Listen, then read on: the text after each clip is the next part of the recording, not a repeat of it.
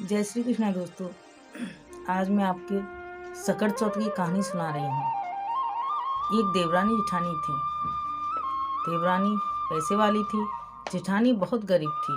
जेठानी अपनी देवरानी के घर काम करने जाती, वहाँ से जो उसे एक सेर जौ मिलते, उसी से वो अपना गुजारा करती। एक दिन सकट चौथ पड़ी तो जेठानी अपनी देवरानी के घर काम करने नहीं गई।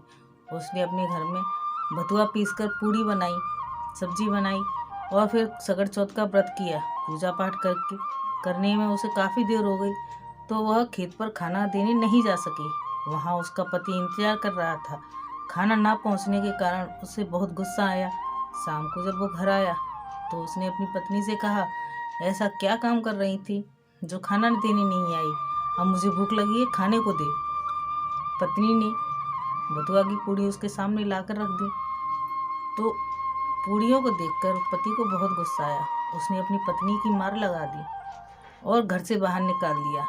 बेचारी रात भर बाहर पड़ी रही। रात को गोसाई जी आए। उन्होंने पूछा, मुझे भूख लगी है, क्या तुम्हारे घर में कुछ खाने को है? तो जेठानी बोली, हमारे घर में तो केवल बथुआ की पूड़ी है, आप वही खा लो। उन्होंने बड़े प्यार से बथुआ की पूड़ी खाई। भूख लगी थी तो खा लिया। अब रात को वो सोने के लिए पूछने लगे, मुझे सोने के लिए जगह चाहिए। तो जेठानी ने कहा, मेरा घर तो टूटा फूटा है, टूटी फूटी खटिया है, जहाँ बच्चे सो रहे हैं उन्हीं के पास आप सो जाइए। साईं जी खटिया पर सो गए। रात को उन्हें पेट में दर्द हुआ। उन्होंने कहा, मुझे शौच के लिए जाना है, कहाँ जाऊँ? तो जेठानी ने कहा, आधी रात में आप कहाँ जाओगे? ठंड का मौसम है, ये टूटी फूटी झोंपड़ी है, कहीं पर भी कर लो, मैं उठूंगी तो साफ कर दूंगी। ऐसा बोलकर जेठानी जी फिर नींद आने लगी। तो गोसाई जी पोटी करके आए। उन्होंने कहा, मैं अपनी पोटी किससे साफ करूं? तो जेठानी ने गुस्से में बोला, मुझे कमबख्त के ललिहार से पहुँच लो। गोसाई जी पहुँचकर चले गए। सुबह हुई, उसकी आँख खुली तो देखा कि झोपड़ी की जगह घर बन गया है और घर के कोने कोने में कुछ चमक रहा है। उसने अंदर जाकर देखा तो कोने में तो हीरे मोती चमक रहे थे। जहाँ गोसाई जी पोटी करके गए थे वहाँ पर तो हीरे मोती हो गए। अब वह अपना सामान उठाने लगी।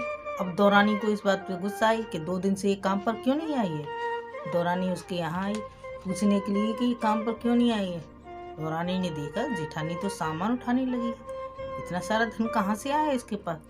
उसने अपनी जेठानी से पूछा, ये धन कहाँ से लाई हो तुम? कौन दे गया तुम्हें? कहीं डकैती की है क्या?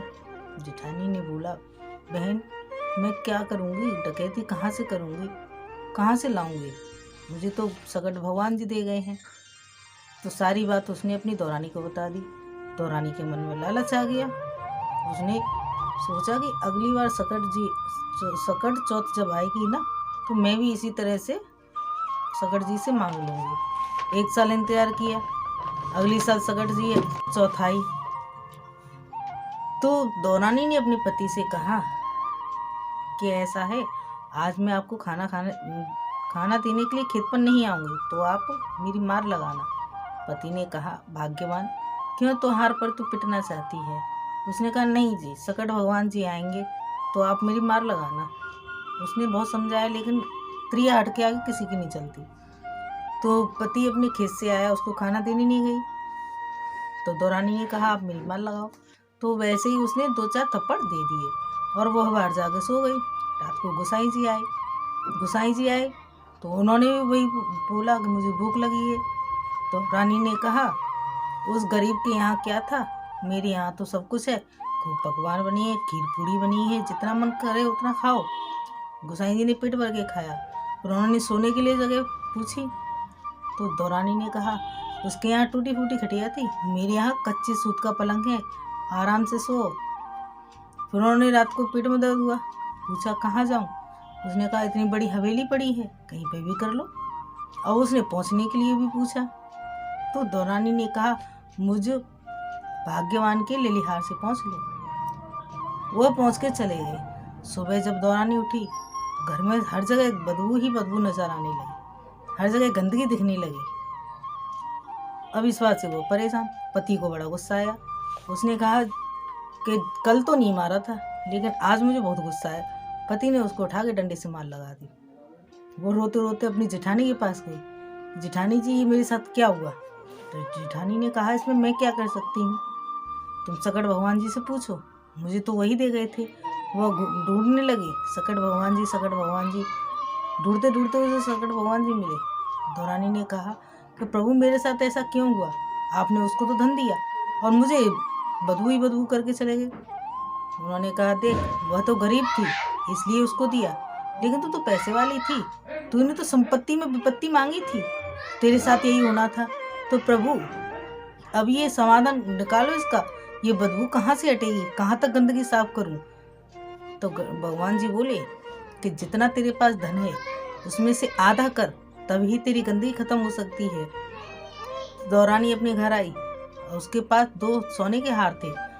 उसने सोचा कि एक हार को मैं छुपा के रख देती हूँ और एक अपनी जेठानी को आधा आधा कर दूंगी। ऐसा सोच के वो छुपाने गई तो हार की जगह पर 2 सांप बन गए। दौरानी डर के मारे लौट आई कि अगर ये तो सांप मुझे खा जाएगा। उसने अपनी जेठानी को भेजा कि जी वहाँ पर 2 हार रखे हैं, एक हार आप ले आइए, एक मेरे लिए छोड़ आइए। फिर उसके पास 2 नथ थी, नथ भी छुपाने के लिए गई तो नथ की जगह वो 2 कांतर बन गई। फिर जेठानी को भेजा, फिर जेठानी जी एक लेकर आई, एक छोड़ कर आई। अब उसके मन में इतना लालच था कि छप्पर में 2 सुई लगी थी। अब दौरानी ने सोचा इस सुई एक में छुपा देती हूँ, एक में से तोड़ के इसे आधा आधा दे दूंगी। वो सुई तक छुपाने गई लेकिन सुई बिच्छू बन गई। फिर उसने अपनी जेठानी को भेजा और कहा जी छप्पर में 2 सुई लगी हैं, एक तुम ले लो, एक मेरे लिए छोड़ाना।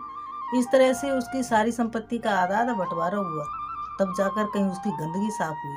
तो हे सकट भगवान, जिस तरह आपने जेठानी को दिया सबको देना, दौरान को दिया किसी को मत देना। जय हो सकट भगवान जी के।